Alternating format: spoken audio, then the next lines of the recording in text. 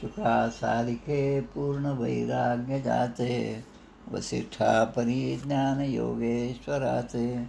कवी वाल्मिका सारिखा मान्य ऐसा, नमस्कार माझा सद्गुरु रामदासा. श्रीराम.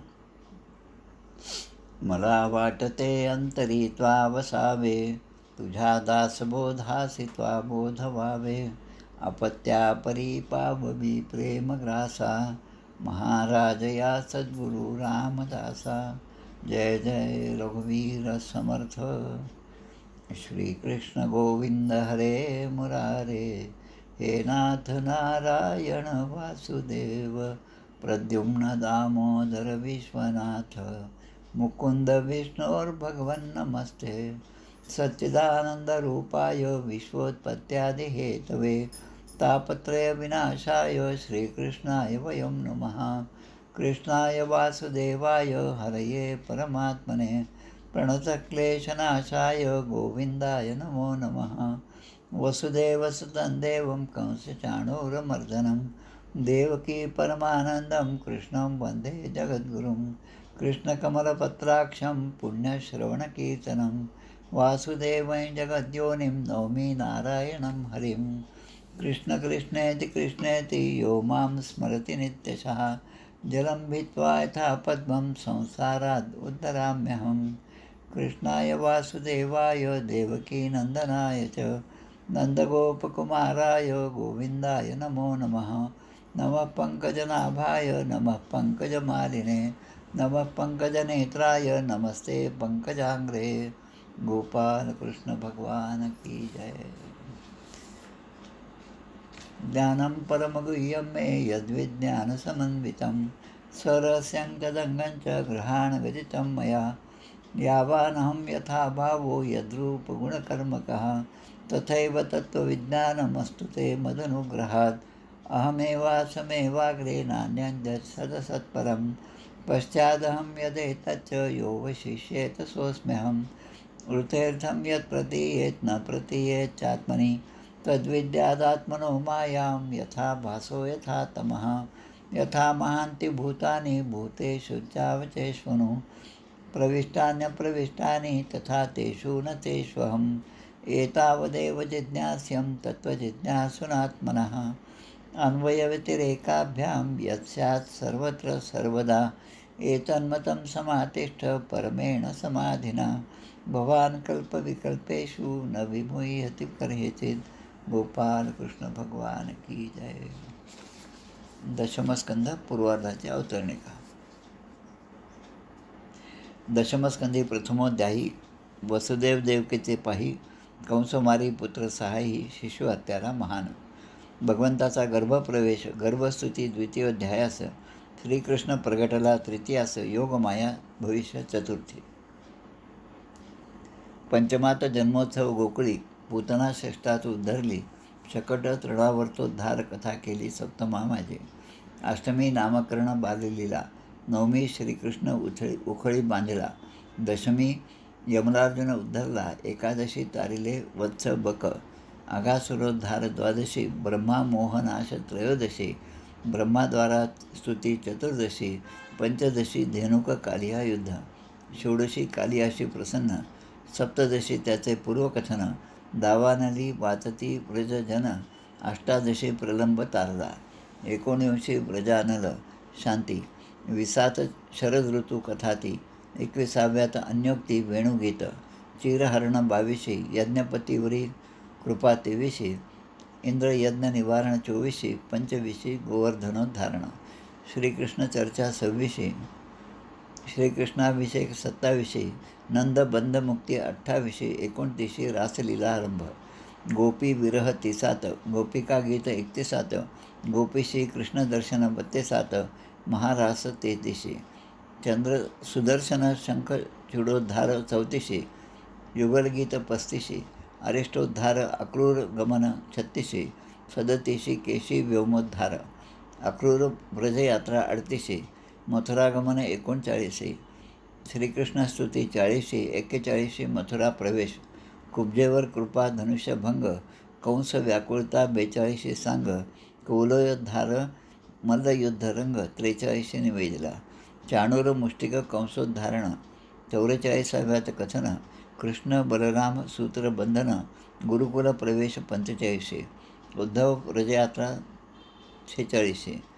उद्धव गोपी भ्रमरगीताशी 47व्या अध्यायाशी केले निवेदन. अध्याय 48. श्रीकृष्ण भेटी कुब्जा अक्रूर ग्रहाशी. अक्रूर हस्तिनापुराशी 49 जात असे. गोपाळ कृष्ण भगवान की जय. जय जय रघुवीर समर्थ. श्रीराम जय राम. आज श्रावण शुद्ध पंचमी शके 1946 म्हणजे नागपंचमीचा दिवस आहे. आज नागपंचमीचा सण घरोघरी साजरा होतो. हा पूर्ण चातुर्मास म्हटलं तर अनेक सण यामध्ये आहेत. त्यातला हा एक महत्त्वाचा सण आज. आणि दुसऱ्या दृष्टीने या नागपंचमीच्याच दिवशी दत्त संप्रदायाचे दत्तभक्त जे वासुदेवानंद सरस्वतींचे शिष्य होते आणि साक्षात दत्ताचे अवतार असणारे आमचे सद्गुरू श्री नाना महाराज तराणेकर यांचा आजचा जन्मदिवस. श्रावण शुद्ध पंचमी शके 1818 म्हणजे जवळपास 128 वर्षापूर्वी त्याचा जन्म झाला. आणि चैत्रवद्य दशमी सन 1993 मध्ये त्यांनी देह ठेवला. त्यांच्या संबंधाने जो ध्यानाचा श्लोक आहे तो म्हणूया आपण. तराणे जयाची असे जन्मभूमी श्री दत्त उपासना नित्यनेमी. गुरु वासुदेवे कृपा पूर्ण केली नमस्कार माझा नानास त्रिकाळी. तराणे ज्यांची जन्मभूमी आहे, अखंड ज्यांनी दत्ताची उपासना केली, साक्षात दत्तावतारी श्री वासुदेवानंद सरस्वती टेंबेस्वामी महाराज यांची पूर्ण कृपा ज्यांच्यावर होती, त्या सद्गुरू श्री नाना महाराजांना त्रिकाळ बंधक. त्यांचं चरित्र म्हणजे एक छोटीशी पोथी आहे, ती ओवीबद्ध मार्तंड विजय या नावाने. मार्तंड शंकर तराणेकर असं त्यांचं मूळ नाव होतं. त्यांच्या पूर्ण पोथीमध्ये 2-4 गोष्टी फार महत्त्वाच्या ज्या इतरांसाठी म्हणून मुद्दाम सांगाव्याच्या वाटतात, त्या म्हणजे संसारामध्ये असूनसुद्धा दत्त संप्रदायाची उपासना अगदी सगळ्या नियम पाळून त्यांनी सांभाळलेली आहे. पहिली पत्नी 2 वर्षानंतरच गेल्या. दुसरा विवाह केला, त्या पत्नीसुद्धा 2 वर्षामध्येच गेल्या. पहिल्या पत्नीकडून एक मुलगा झाला, त्याचं नाव शंकर. आणि त्यानंतर जो मुलगी झाली ती मुलगीची एक आहे. आणि या दोन्ही मुलांचा सांभाळ त्यांनी केला. अखंड सोहळ्यामध्ये राहून घरचं विठ्ठल मंदिर आणि त्यानंतर स्थापना झालेलं दत्त मंदिर, तिथली उपासना सांभाळत या दोन्ही लहान मुलांना मांडीवर घेऊन त्या मुलांचे शरीर धर्माप्रमाणे होणाऱ्या सगळ्या गोष्टी सांभाळत त्यांना पुन्हा स्वच्छ करायचं, पुन्हा आपल्या मांडीवर घ्यायचं आणि पुन्हा स्नान करून पुन्हा जपाला, पुन्हा दत्ताच्या पूजेला प्रारंभ करायचा. त्यांच्या चरित्राचं वैशिष्ट्य म्हणजे प्रत्यक्ष ते जेव्हा तीर्थयात्रेला गेले तेव्हा गोकुळामध्ये, वृंदावनामध्ये आपला भागवताचा सण, आता विचार चालू आहे, सप्ताह चालू आहे, त्या भागवताच्या संदर्भात वृंदावनामध्ये गेल्यानंतर रासलीला जी आहे ती पाहण्याची त्यांची खूप इच्छा झाली. अक्षरशः त्या श्रीकृष्णाला 4-4दा विनंती करून त्याच्यासाठी ते त्या ठिकाणी तीव्रतेने, तळमळीने रात्रंदिवस त्या ठिकाणी धावत राहिले. तेव्हा भगवंतानी त्यांना प्रत्यक्ष दर्शन दिलं, बाल श्रीकृष्णाने दर्शन दिलं आणि त्यांची कृपा त्यांच्यावर झाली. दुसरं एक त्यांच्या चरित्रामधलं वैशिष्ट्य म्हणजे ते जेव्हा हिमालयामध्ये होते, यात्रा करीत होते, तेव्हा त्यावेळेस एका गुहेमध्ये, की ज्या ठिकाणी कोणीही प्रवेश करू शकत नाही, म्हणजे माणूस कधीही प्रवेश करू शकत नाही, अशा गुहेमध्ये ते गेले. बद्रीनाथ, केदारनाथ असं दर्शन त्यांना घ्यायचं होतं, पण मध्ये रस्ता चुकले. पण एक गुहा लागली, आतमध्ये थोडासा त्यांना उजेड दिसला म्हणून ते त्या ठिकाणी गेले. 4-5-7 दिवसापासूनचं कष्ट आणि पायी फिरणं त्यामुळे थकून गेले होते. पण त्या गुहेच्या दाराशी 2 वाघ बसलेले होते. यांना पाहताच आतल्या त्या जिथे दिवा दिसत होता त्या ठिकाणी असणारे जे ऋषीमुनी होते, योगी होते, ध्यानस्थ बसलेले होते, त्याने त्या वाघांना आदेश केल्याबरोबर ते वाघ एखाद्या कुत्र्या मांजरीप्रमाणे शांतपणे बसून होते. नाना महाराज आतमध्ये गेले आणि त्यांचं त्यांनी दर्शन घेतलं त्या महात्म्याचं. आणि ते महात्मा म्हणजे महाभारताच्या युद्धामध्ये ज्यांनी काम केलेलं होतं यादवांच्या सेनेमध्ये, ते सेनेमध्ये असणारे ते त्या ठिकाणी ध्यानामध्ये बसले होते. त्यांचं ते दर्शन नाना महाराजांना झालं. अगदी आत्ताची गोष्ट 1956-58च्या वर्षामध्ये. इंदोरला असताना मी अनेक वेळेस त्यांच्या घरी गेलो होतो. माझं खूप मोठं भाग्य आहे त्यांचं दर्शन घेण्याचं दिवसभरातून, कारण मी एकटाच होतो. जेव्हा मनात येईल तेव्हा त्या ठिकाणी जायचं. अंतःकरण असता पवित्र सदाकाळ वाचावे गुरुचरित्र असे कवी गुरुचरित्रामध्ये आहे. त्यामुळे त्यांच्याच प्रेरणेने इंदोरमध्ये असतानापासून म्हणजे जवळपास 1972पासून गुरुचरित्राचे पारायण सप्ताह करण्याची सुरुवात झाली. 1992 किंवा 94 असेल कदाचित, नागपूरमध्ये असताना त्याने देह ठेवला. त्यानंतरही एक दोनदा जेव्हा इंदोरला गेलो तेव्हा त्यांच्या मठामध्ये जाऊन आलो. मी इंदोरला असताना तो मठ नव्हता, ते जुन्या भाड्याच्या घरामध्ये राहत होते हरिसिद्धीला वरच्या बाजूला. ते सगळं आता या आजच्या दिवशी आठवतं आहे. त्यांची जी पोथी आहे मार्तंड विजय, याचं दरवर्षी वाचन पारायण सहजपणे घडत असतं. आपणही ती पोथी जरूर वाचावी. इतकी सुंदर रसाळ अशी पोथी आहे. त्या नाना महाराजांच्या चरणी वंदन करून आपण आपल्या आजच्या अध्यायाकडे वळूया. दशमस्कंदातील चौथा अध्याय. अनायास श्रावण महिन्याच्या निमित्ताने दशमस्कंदाचा आपला प्रारंभ झालेला आहे.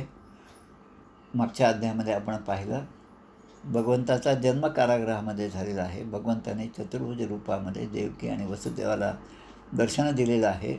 मागच्या 3 जन्मामध्ये त्याने केलं जे पुण्य आहे त्याचंसुद्धा त्यांना ओळख करून दिली आणि त्यावेळेस जो तुम्हाला आशीर्वाद दिला त्याच आशीर्वादाने आतासुद्धा तुमच्या पोटी मी जन्म घेतलेला आहे.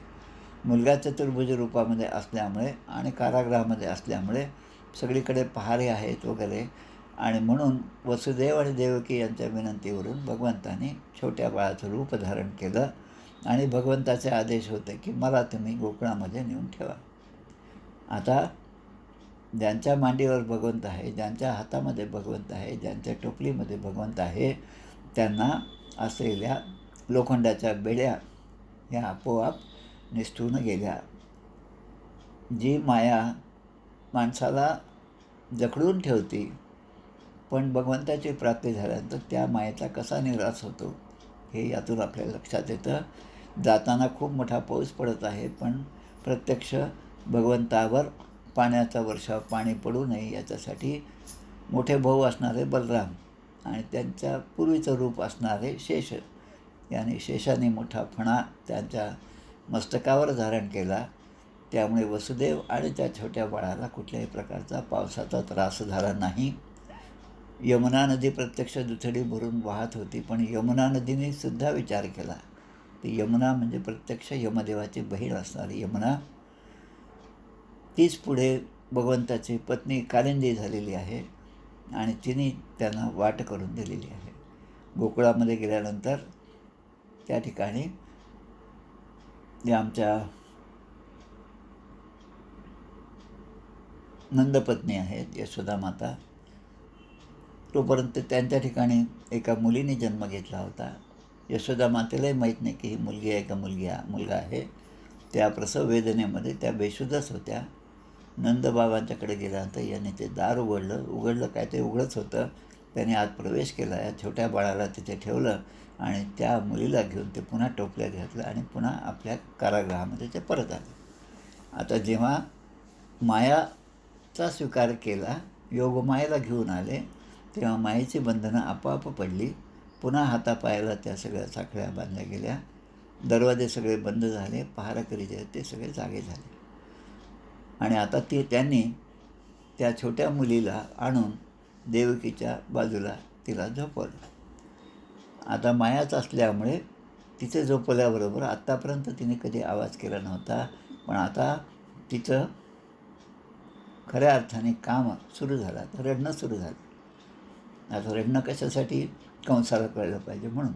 आणि जाताना कृष्ण अजिबात न रडता तिथून गेलेले आहेत. कशासाठी? की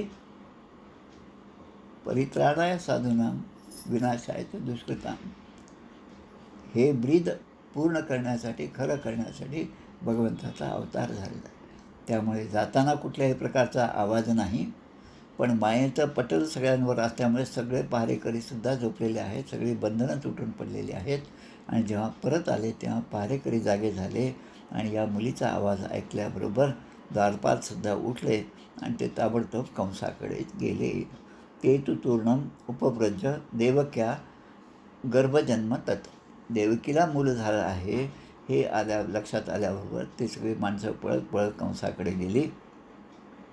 यत उद्विग्न प्रतीक्षते, कंसाला आधीपासूनच आकाशवाणी झाल्यामुळे तो सुद्धा अगदी वाटच पाहत होता.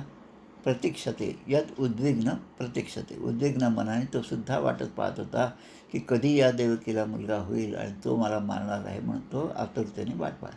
सतल्पा तृणम उत्थाय कालो यमेति विवलः, सूतिं ग्रहमगात तूर्णम प्रस्खलन मुक्त मूर्धजः.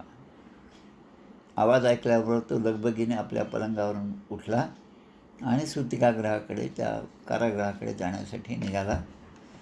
आता आपला काळच जन्माला आलेला आहे असं समजून तो अत्यंत व्याकुळ झाला आणि त्यासाठी स्वतःचे केस विस्कटलेले होते ते सुद्धा नीट केले नाही, अंगावरचे वस्त्र जसे होते तसे घेऊन तो पळत सुटला आणि त्याने देवकीच्या समोर येऊन स्वतः त्या कारागृहामध्ये आला. तमाह भ्रातरम देवी कृपणाम करुणम सती, स्नुषेयम तव कल्याण स्त्रियम मा हंतुम अर्हसी. त्याला पाहताच देवकीने त्या छोट्या मुलीला आपल्या जवळ घेतलेलं आहे, छातीशी घेतलेलं आहे आणि दीनवाणीने ती प्रार्थना करू लागली आपल्या भावाची स्तुती केली. माझं खरं हित जपणारा तू माझा बंधू आहेस आणि ही कन्या आता जी जन्मलेली आहे ही तुला तुझ्या स्नुषेप्रमाणे, सुनेप्रमाणे अशी ही लहान मुलगीचा जन्म झालेला आहे आणि ती स्त्री रूप असल्यामुळे, मुलगी असल्यामुळे तिला मारणं काही योग्य नाही अशी ती सारखी त्या ठिकाणी विनंती करत आहे. बहवो हिंसिता भ्रातः शिशवः पावकोपमाः, आत्तापर्यंत अग्निसमान पावकोपमाः, पावकाची उपमा ज्यांना देता येईल, अग्निसमान असणारे माझे 6 पुत्र तू तुझ्या हाताने मारलेले आहेत आणि त्यानंतर आता ही मुलगी झाली. मध्ये गर्भ राहिला होता पण तो पण जागीच जिरला. म्हणजेच त्या ठिकाणी याच योगमायेने तो गर्भ नेऊन तिकडे आमच्या रोहिणीच्या पोटामध्ये स्थापन केला. त्यामुळे त्यावेळेस काय झालं ही माहीत नाही, पण आता ही मुलगी झाली म्हणून आता निदान या मुलीला तरी तू मारू नकोस अशी विनंती त्याने केली. नन्वहं ते इह वरजा दीना हतसुता प्रभो, दातुम अर्हसि मंदायाम अंगे माम चरमाम प्रजा. आता हे शेवटचं मूल तरी तू मला दे. शुकदेव या ठिकाणी सांगतात की त्या मुलीला कवटाळून देवकी अत्यंत दीनवाणीने रडत होती, परंतु कंस हा जो आहे तो दुष्ट स्वभावाचा असल्यामुळे अपशब्द बोलूनच तिच्याशी तो बलात्कारे म्हणजे बळजबरीने त्या मुलीला त्याने आपल्या हातात घेतलं. आता हातात घेतल्याबरोबर काय, लहान मुलाला आपण कसं दोन्ही हाताने घेतो, वडील माणसं सांगतात अरे नीट सांभाळ, मान पहा वगैरे, मान दुखेल, आत्ताच जन्मलेली आहे. लहान मुलांच्या आपण हातामध्ये छोट्या नुकत्याच जन्मलेल्या मुलाला देत नाही. पण या ठिकाणी त्या कंसाने सरळ सरळ तिचे पायच पकडले. आता योगमाया आणि तिचे पाय पकडले आणि तो आता त्या शिळेवर आत्तापर्यंत जसे 6 मुलं आपटून मारली होती तसंच हिला पण मारणार. कारण त्याच्या हृदयामध्ये असणारा प्रेमाचा जिव्हाळा हा पूर्णपणे उपटून गेला होता. त्यामुळे क्रूरता हीच त्याच्या ठिकाणी होती आणि कृष्णाची ही लहान बहीण होती आणि त्याच्या हातून ताबडतोब ती निसटून गेली. ती योगमायाला जे काम सांगितलं होतं तेच तिने केलं. तिकडे गोकुळामध्ये जन्म घेतला आणि नंतर तिला जेव्हा इकडे आणण्यात आलं तेव्हा ती कंसाच्या हातातून निसटून गेली. सा तद अधस्तात् समुपत्य सद्यो देव्यंबरं गता अदृश्यतानुजा विष्णोः सायुधाष्टम अष्टभुजा. आता तिने आकाशामध्ये उडून गेली, कंसाच्या हातून निसटून गेली आणि अष्टभुजा देवीचं रूप तिने धारण केलं. आकाशामध्ये प्रत्यक्ष अष्टभुज दर्शन सगळ्यांना झालेलं आहे. 8ही हातामध्ये तिच्या आयुध होती. दिव्य माळा आहे, वस्त्र आहेत, रत्नमय अलंकाराने ती विभूषित होती. धनुष्य, त्रिशूळ, बाण, ढाल, तलवार, शंख, चक्र आणि गदा ही 8 आयुधे तिच्या हातामध्ये होती. धनुशूलेषु चर्मा असी शंख चक्र गदा धरा. श्री दुर्गा सप्तशती या दिव्य ग्रंथामध्ये सप्तशतीचे जे 13 अध्याय आहेत त्या व्यतिरिक्त अनेक लहान लहान अध्यायसुद्धा आहेत. ते सुद्धा तेवढेच महत्त्वाचे आहेत. सुरुवातीला 5-7 आहेत आणि शेवटी 5-7 आहेत. त्यामधलं एक स्तोत्र आहे अर्गला स्तोत्र. अर्गला स्तोत्र म्हणून आहे. त्यामध्ये या देवींची नावं दिलेली आहेत. ओम जयंती मंगला काली भद्रकाली कपालिनी दुर्गा क्षमा शिवा धात्री स्वाहा स्वधा नमोस्तुते.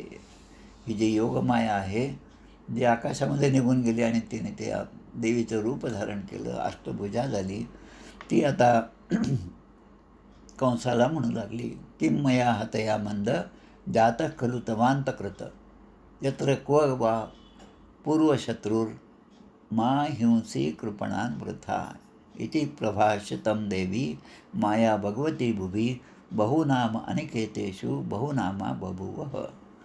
हे मूर्खा, मला मारून तुला काय मिळणार आहे? देवकीचा 8वा गर्भ जो आहे त्याच्याकडून तुझा मृत्यू निश्चित आहे आणि तुला मारण्यासाठी त्याचा जन्म केव्हाच झालेला आहे. आता तू निर्दोष बालकांची विनाकारण हत्या करू नको असं तिने सांगितलं.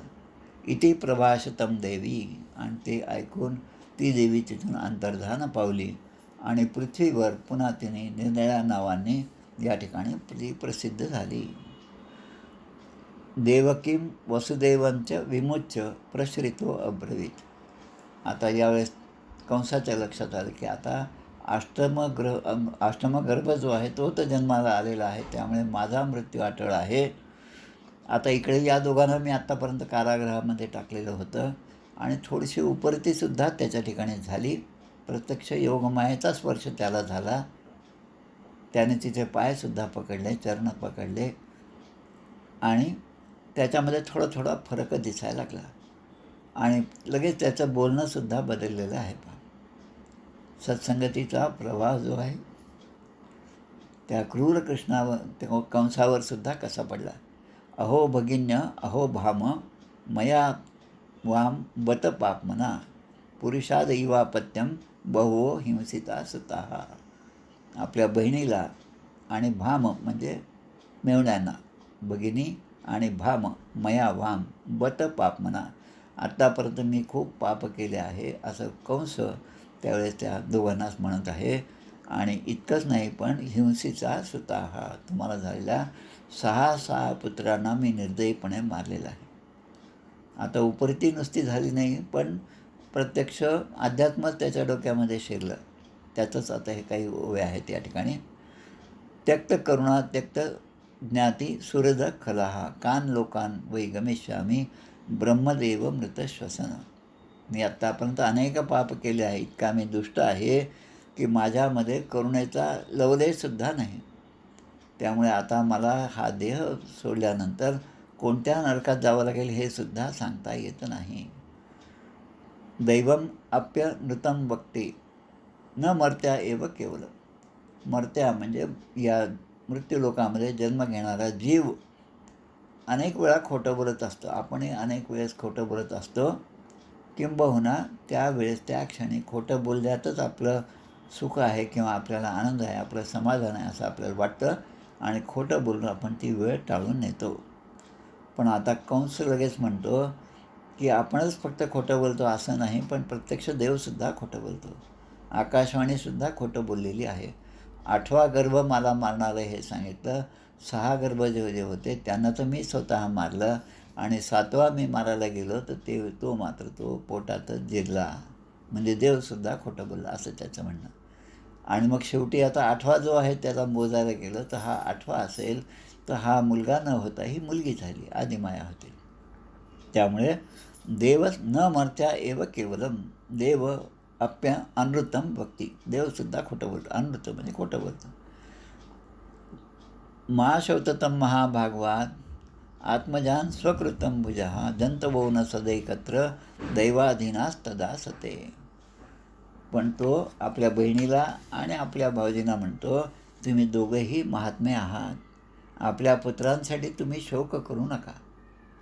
अर्जुन विषाद युगामध्ये अर्जुनाला भगवंत जसे सांगत होते तसंच हा आता इतका विद्वान झाला की असं वसुदेव देवकींनासुद्धा अध्यात्माचे धडे द्यायला लागले. आपल्या कर्माचेच फळं आपण भोगत असतो आणि त्या कर्मामुळे त्यांची हत्या झाली आणि त्यांना मृत्यू घडला आणि तेच तुमचे मुलं होते. त्यामुळे हे दुःख तुम्हाला सहन करणं हे जे आहे हे सुद्धा प्रारब्धाधीनच आहे. मातीच्या अनेक वस्तू असतात, त्या मातीपासूनच निर्माण झालेल्या असतात, पण काही काळांतराने त्यामध्ये पुन्हा घट होऊन त्या फुटतात, त्या तुटतात आणि शेवटी त्या मातीतच मिसळून जातात. तसा माणूस हा प्रारब्धाच्या अधीन आहे.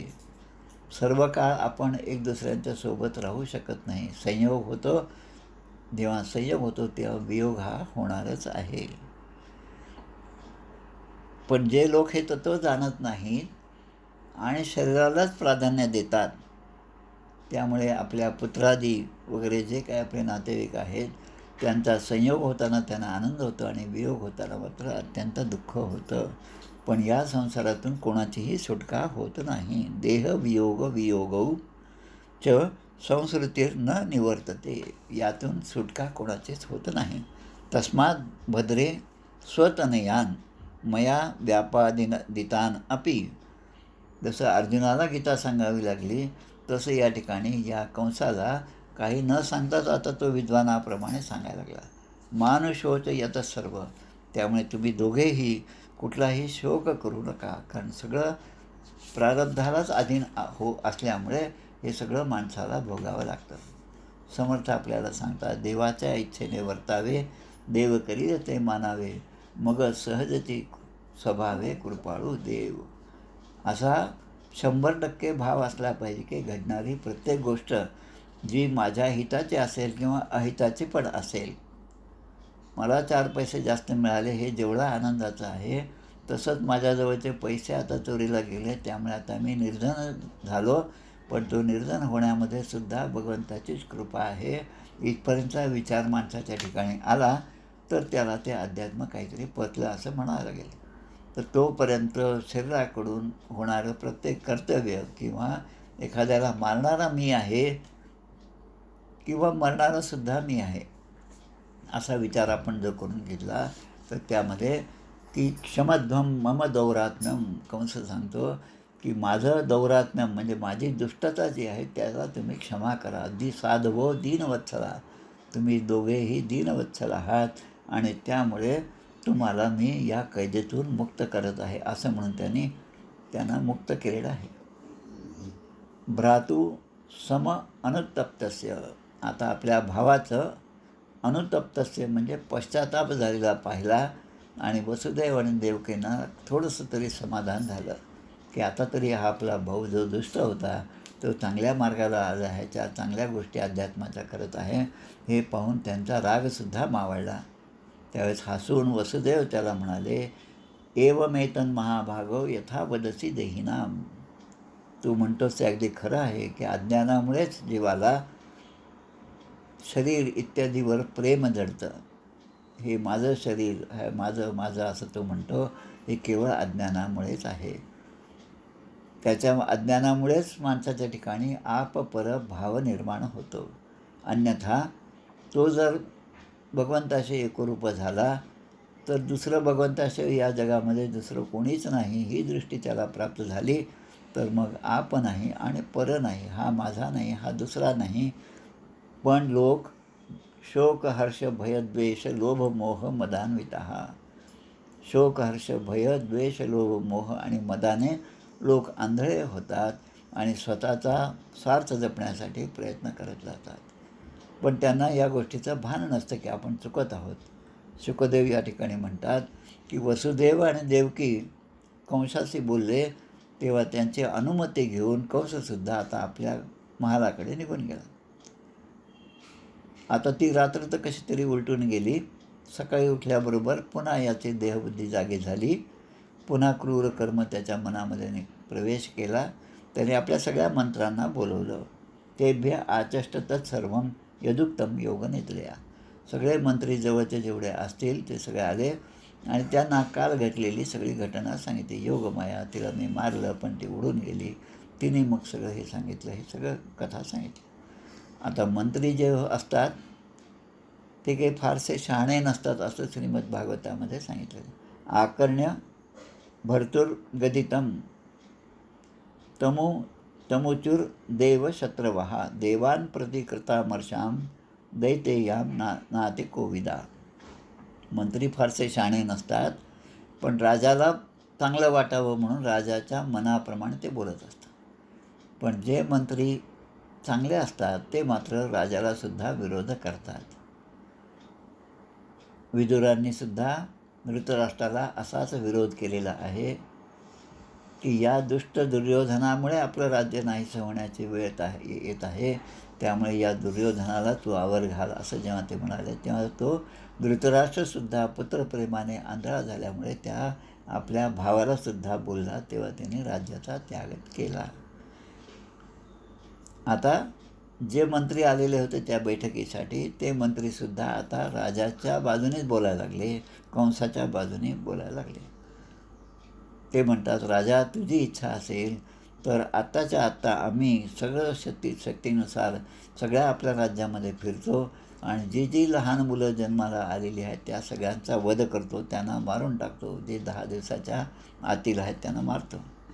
आणि हे देवगणसुद्धा कसे आहेत पहा. ते सगळे मंत्री म्हणायला लागले की हे देव युद्धाची मात्र तयारी करतात, पण युद्धाची वेळ आली की मात्र घाबरून जातात. जेव्हा आपण त्यांच्यावर बाण वर्षाव करू लागतो, म्हणजे हे मंत्री राजाला म्हणतात, राजाचा विनाकारण त्याला हरभऱ्याच्या झाडावर चढवतात. आपण जेव्हा बाण वर्षाव करू लागतो तेव्हा हे सगळे देव घायाळ होतात आणि स्वतःच्या प्राणांचे रक्षण करण्याकरता युद्धभूमी सोडून देवसुद्धा पळून जातात. आता किती प्रकारे राजाची स्तुती करावी याचा हे नमुनाच आहे. काही लोक तर काय, काही देवता जे आहेत ते आपापल्या शेंड्या त्या सोडून कासोटे फेडून असं या ठिकाणी म्हटलेलं आहे. तुम्हाला शरण येतात आणि जीवासाठी भीक मागतात की आमचं जीवदान द्या, आम्हाला जीवदान द्या. शस्त्रास्त्राचे प्रयोगसुद्धा ते विसरून गेलेले आहेत. त्यांचे धनुष्य मोडलेले आहेत, रथसुद्धा मोडलेल्या स्थितीमध्ये आहेत. पण ह्या देवांचं एक आहे की जिथे भांडणतंटा असतो तिथे मात्र देव नसतात, पण जिथे सगळे सोबत आहे, सगळं चांगलं आहे, तिथे मात्र देव जातात. कारण त्या ठिकाणी शांततेने प्रसाद मिळतो, प्रसाद ग्रहण करतात. असं म्हणून त्या कंसाला हे सगळं सांगायला लागली याची मंडळी. शत्रूला कधीही कमी लेखू नये, त्यांची कधीही उपेक्षा करू नये. सापत्न्या नो अपेक्षा इति मन्महे. आता जेव्हा शरीर उत्पन्न होतं तेव्हा शरीरामध्ये रोग उत्पन्न होतात आणि एखादा रोग झाला तर त्यावर उपचारही केलेच पाहिजे. पण रोग उत्पन्न झाला आणि आपण उपचार केले नाही. असोनी व्यथा पथ्य न करी सर्वथा.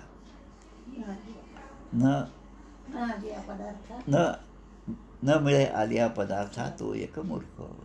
आजारपण आहे पण कुठलंच औषध घेत नाही, त्याला आत्महत्यालाच म्हणावं लागेल. पथ्य तर केलीच पाहिजे. पथ्य केल्याने तो आजार मुळातून नष्ट होतो. आणि पथ्य नाही केलं, मला आईस्क्रीमच आवडतं असं म्हणत बसलं तर सर्दी होणारच आहे. त्यामुळे आपले विषय जे आहेत, वासना आहेत, त्या कुठेतरी बाजूला ठेवल्या पाहिजे आणि शरीराचं सौष्ठव, शरीराची शक्ती जी आहे ती संपादन केली पाहिजे. शत्रूची आधी उपेक्षा केली तर तो अधिक बलवान होतो आणि मग त्याचा पराभव करणं अवघडच जातं. आता पुढे एका श्लोकामध्ये सनातन धर्माचीच व्याख्या या ठिकाणी केली आहे. मूलम ही विष्णुदेवतानां यत्र धर्म सनातनः तस्य च ब्रह्म गो विप्रास तपोयज्ञाः सदक्षिणाः. देवांचा मुख्य आधार जो आहे तो म्हणजे हा विष्णू आहे आणि त्या विष्णूमुळेच हा सनातन धर्म सगळीकडे पसरलेला आहे. आणि ज्या ज्या ठिकाणी सनातन धर्माचे चिन्ह आहेत त्या त्या ठिकाणी विष्णू स्वतः उपस्थित असतो. वेद, गाय, ब्राह्मण, तपश्चर्या, ज्यांना दक्षिणा दिली जाते ते दक्षिणा देण्याचं जे स्थान आहे ते यज्ञ. यज्ञ झाला की ब्राह्मणांना बोलावून त्यांना दक्षिणा दिली जाते. त्यामुळे ते यज्ञ ही सगळी सनातन धर्माची मूळ आहेत, सनातन धर्माची लक्षणं आहेत. अशी सगळी लक्षणे सांगितली. तस्यच ब्रह्म गो विप्रस तपो यज्ञा स दक्षिणा. यज्ञ केला पण दक्षिणा नाही दिली तर यज्ञाचं फळ प्राप्त होत नाही. म्हणून यज्ञाच्या वेळेस ब्राह्मणांना दक्षिणा मिळतात. ब्राह्मणसुद्धा त्या दक्षिणेच्या प्रेमापोटी, दक्षिणेच्या लोभापोटी ज्या ज्या ठिकाणी यज्ञ असतील त्या ठिकाणी जाऊन उपस्थित राहतात. आपण अशा ठिकाणी गेलात तर भगवे वस्त्रधारी अनेक जण त्या ठिकाणी दिसतात, पण ते मुळामधनं बैरागी असतील असं काही सांगता येत नाही. अशा एखाद्या गर्दीमध्ये गेल्यानंतर त्या ठिकाणी 10-20 मोबाईल चोरीला गेले अशी सुद्धा बातमी नंतर येते. आता हे सगळे राक्षस जे आहेत त्यांचे जे सैन्य आहेत, कंसाचे जे सैन्य आहे, मंत्री आहेत, ते मंत्री सांगतात तस्मात् सर्वात्मना राजन ब्राह्मणान ब्रह्मवादिनः तपस्विनो यज्ञशीलन गाश्च हन्मो हविर्दुधा. हे भोजराज कंसा, हे ब्रह्मवेत्ते ब्राह्मण, तपस्वी, याज्ञिक आणि यज्ञासाठी तूप इत्यादी हवीरद्रव्य देणाऱ्या गायी या ज्या आहेत त्या सगळ्यांचाच आम्ही नाश करतो.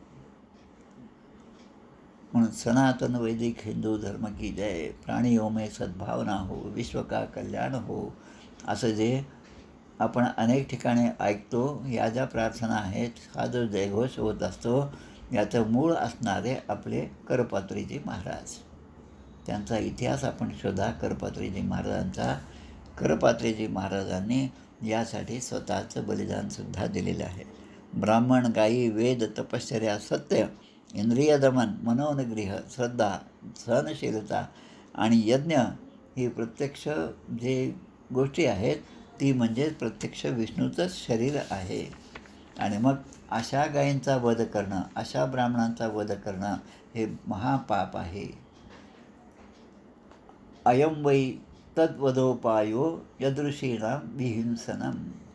मग तो विष्णूच जो आहे तो देवतांचा स्वामी आहे आणि तो देवतांना जुक्त माप देतो आणि असुरांचा मात्र द्वेष करतो. हे बरोबर नाही. आणि एवढं असूनही त्याला शोधायला गेलं तर तो काहीच आपल्याला सापडत नाही, कुठेतरी लपून बसतो. भावबळे आकळे एरवी नाकळे करतळी आवळे तैसा हरी. भगवंताच्या भेटीची, भगवंताच्या दर्शनाची मनापासून इच्छा असेल तर भगवंत आपल्याला दर्शनं देईल. पण भगवंताला मारण्यासाठी आपण भगवंताला शोधत गेलो तर भगवंत काही सापडणार नाही. तुमच्या समोर असेल पण तुम्ही त्याला ओळखू शकत नाही. दुर्योधनाच्या बरोबर इकडे दुर्योधन होता, तिकडे अर्जुनसुद्धा होता, मध्ये कृष्णसुद्धा होता आणि सगळ्यांचं नातंच आहे, सगळे एकमेकांचे भाऊच आहेत. आणि तरी पण मनातल्या दुष्ट स्वभावामुळे संत ओळखू येत नाहीत आणि जे सत्पुरुष आहेत ते मात्र प्रत्येकाच्या ठिकाणी भगवंतच पाहतात. अशी दृष्टी येणं म्हणजे अध्यात्म मार्गाची प्रगती. पण अध्यात्म मार्गातसुद्धा आहोत पण कोणाबद्दलचं प्रेम नाही, कोणाबद्दलवर उपकार नाही, कोणासाठी झिजणं नाही, स्वतःचा स्वार्थ पाहणं, अशी अवस्था असेल तर ते मात्र त्या कंसाच्याच दरबारामध्ये सैनिक आहेत असं म्हणावं लागेल. अयं वै तद् वधोपायो यदृशीणां विहिंसनम. मग त्या सगळ्या ऋषींना मारणं हाच यावरचा उपाय असा सल्ला या सगळ्यांनी म्हणून दिला. श्री शुकदेव या ठिकाणी म्हणतात अशा रीतीने त्या दुष्ट मंत्र्यांची सल्लामसलत करून. आता हे सगळं वाचत असताना तर लक्षात घ्या आपल्या राम मंदिराची उभारणी झाली, त्या ठिकाणी स्थापना झाली. त्यामध्ये किती पक्षांचं त्यामध्ये अनुमोदन होतं, किती पक्षांनी सक्रिय भाग घेतला, पण किती पक्षांनी त्याकडे अजिबात लक्ष दिलं नाही. आत्तापर्यंत ते राम जे आहेत 400-500 वर्षापासून त्या झोपडीमध्ये होते, तिथे पाऊस पडत होता, तेव्हा मात्र राम आमचे भिजत आहेत असं कोणीही विरोधी पक्षाने म्हणलेलं नाही. पण आता मंदिर झाल्याबरोबर ते मंदिर आता गळत आहे. म्हणजेच काहीतरी या ठिकाणी चूक केली, काहीतरी पाप केलं शासनाने असं म्हणण्यासाठी सुद्धा हे कमी करत नाहीत. म्हणजे त्या काळाच्या फासात अडकलेल्या दुष्ट लोकांना जसा राजा कंसच बरोबर आहे असं वाटत होतं, तसं त्यांचं वागणं आहे. म्हणून त्यांच्या इच्छेनुसार रूप धारण करणाऱ्या हिंसाप्रेमी राक्षसांना सर्वत्र जाऊन सत्पुरुषांची हिंसा करण्याची आज्ञा या कंसाने केली. प्राणियो मे सद्भावना हो, विश्व स्वधर्म पाहो, हे जे आहेत हे सगळं करपात्री महाराजांनी केलेल्या घोषणा आहेत. आणि त्या घोषणा काही फार जुन्या नाही, आत्ता 1965-66मधल्या गोष्टी आहेत की ज्यांच्यासमोर करपात्रीजी महाराज हे अगदी तरुण होते, त्यांच्यासमोर या गोष्टी घडलेल्या आहेत. आणि जवळपास हजारो साधू संत भगवे वेशधारी त्या ठिकाणी निदर्शनं करीत होते. कारण तेव्हा राज्य जे होतं ते आमच्या इंदिरा गांधीचं राज्य होतं. गोमातेसाठी मी गोमातेचं किंवा गोवध जे आहेत त्याला बंदी आणेल असं त्याने स्वतः करपात्रीजी महाराजांसमोर म्हणलेलं होतं. त्यांची निष्ठा पण होती त्यांच्यावर. पण मी निवडून आल्यानंतर हे सगळं करेल असंही म्हटलं. महाराजांच्या आशीर्वादाने त्या निवडून पण आल्या, पण निवडून आल्यानंतर मात्र त्यांनी या गोष्टीकडे कानाडोळा केला. त्यामुळे असुरांचा स्वभाव जो आहे तो मात्र रजोगुणीच असतो. तमगुणापासून त्यांचं चित्त आणि विवेक हे सगळं नष्ट झालेलं असतं. मृत्यू त्यांच्या डोक्यावर प्रत्यक्षपणे नाचत असतो, पण त्यांना हे मात्र समजत नाही.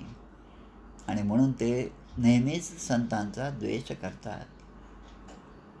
करपात्रीजी महाराज म्हणजे हरींद्रनाथ सरस्वती, त्यांना पुढे धर्मसम्राट अशी पदवी मिळाली. ज्योतिर्मठाचे ब्रह्मानंद सरस्वती यांचे ते शिष्य होते. आता पुढे या ठिकाणी सांगतात, जे लोक संतांचा अनादर करतात.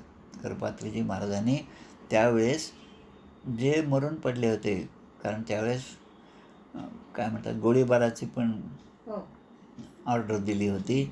अनेक जण मृत्युमुखी पडले. गायींची हत्या करणाऱ्यांची बाजू घेऊन जर शासन असेल तर करपात्रीजी महाराजांनी त्यावेळेस त्यांना शाप दिला होता. आणि बरोबर गोपाष्टमीच्या दिवशी, गोपाष्टमी म्हणजे कार्तिक वद्य शुद्ध अष्टमी, त्याच दिवशी त्यांच्या घराण्यातील तिन्ही जणांचा काय म्हणतात त्याला वध झाला किंवा खून झाला आहे हे लक्षात घ्या. त्यामुळे हे सगळं जे लिहिलेलं आहे ते नुसतं तथाकथित नाही, त्याप्रमाणेच गोष्टी घडत असतात. आणि ब्राह्मणांचे आशीर्वाद जितके सफळ होतात तसाच ब्राह्मणांचा शापसुद्धा सफळ होतो, तो सुद्धा येतो. स्वतः परीक्षित राजाला हे सगळं अनुभवास आल्यामुळे त्या ब्राह्मणाचा जो शाप आहे तेच मी भोगत आहे. आणि तो शाप मला काय मिळाला तर मला तहान भूक लागली होती म्हणून. आणि म्हणून सप्ताहाच्या वेळेस पूर्णपणे अनशन करून कुठलंही पाणी अन्न न घेता परीक्षित राजाने श्रवण केले आहे. श्रवणी जसा गुण परीक्षितीचा असं म्हणून आपण समर्थांचं स्तवन करतो.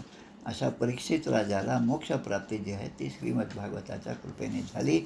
आणि म्हणून जो संतांचा अनादर करतात त्यांचे कुकर्म हे त्यांचं आयुष्य लक्ष्मी, कीर्ती, धर्म, इहलोक आणि परलोक या सगळ्यांचंच नाश करते. आणि त्यामुळे माणसाने धर्म जागृत ठेवला पाहिजे, धर्माप्रमाणे वागलं पाहिजे, धर्माच्या विचारांचं पोषण कसं होईल यासाठी प्रत्येकाने झटलं पाहिजे. त्यासाठी आपला स्वार्थ बाजूला ठेवलं, देश हा देव असे माझा, ही जी संकल्पना आहे ती प्रत्यक्षात आणली पाहिजे.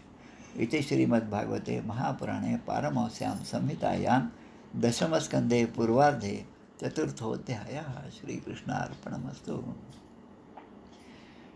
त्यामुळे हा 6वा अध्याय 4था अध्याय या ठिकाणी पूर्ण होतो. आता उद्या आपल्याला 2 अध्याय पाहिजेत. इकडे वसुदेवांनी त्या छोट्या कृष्णाला टोपलीत घालून गोकुळामध्ये नेऊन ठेवलेलं होतं. आणि मग सकाळ झाली आणि इकडे ते योगमाया त्या ठिकाणी आकाशामध्ये गेली. आणि इकडे गोकुळामध्ये जेव्हा सगळे जागे झाले तेव्हा ते छोटं मूल, त्याचा जन्म झाल्याचा आनंद गोकुळामध्ये झाला. त्यामुळे गोकुळामध्ये होणारा जन्मोत्सव भगवान श्रीकृष्णाचा तो. आणि त्यानंतरचा पुढचा अजून एक अध्याय जो आहे की पूतनेचा उद्धार, असे 2 अध्याय उद्या आपल्याला पाहिजे आहेत. गोपाल कृष्ण भगवान की जय. जय जय रघुवीर समर्थ.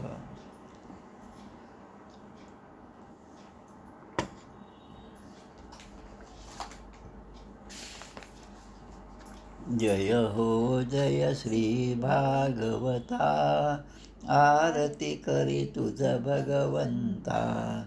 श्री शुकमुनीने परम भक्तीने, नाना परीने गायले जा हरिचरिता. आरती करी तुझ भगवंता. वेद तरुचे मधुर फळ, स्वादुरसे जे सोज्वळ. आत्मा राम मुनी अचळ, सेवुनी करीती जन सफळ. महापर्वणी आली अवनी, की अगहरणी भवजलतरणी. त्रिपतिता आरती करी तुझ भगवंता. येथे व्यासांची वाणी, सार्थक हरिगुण गावोनी. शास्त्र पुराणी मुकुटमणी, परम प्रेमामृत जननी. सहज सेविता भाविक भक्ता, उदारदाता मोक्ष तत्वता देहाता. आरती करी तुझ भगवंता. गमते जणू मानस तीर्थ, द्वादश सोपाने युक्त. निर्मल भक्ती जले भरित, विहरे हरिहंस तिथेथ. श्लोक सुकुमले संत अलिकुले, सेवुनी रमले भान विसरले रस पिता. आरती करी तुझ भगवंता. अपार महिमा ग्रंथाचा, वदवे ना कोणाचा. मेवा कविवर संतांचा, प्राणची कीर्तनकारांचा. जणू बोधाचा स्वयंप्रभेचा, द्वादश कळीचा रवी अंतरीचा तमहर्ता. आरती करी तुझ भगवंता. ग्रंथ नव्हे हा श्रीकृष्ण, गीते वेधी मन पूर्ण. अनन्य होता या शरण, खचित टळे जन्म मरण. त्रिताप जाती चिरये शांती, नाथही वदती रामपदी ठेवी माथा. आरती करी तुझ भगवंता. जय हो जय श्री भागवता, आरती करी तुझ भगवंता. गोपाल कृष्ण भगवान की जय. जय जय रघुवीर समर्थ.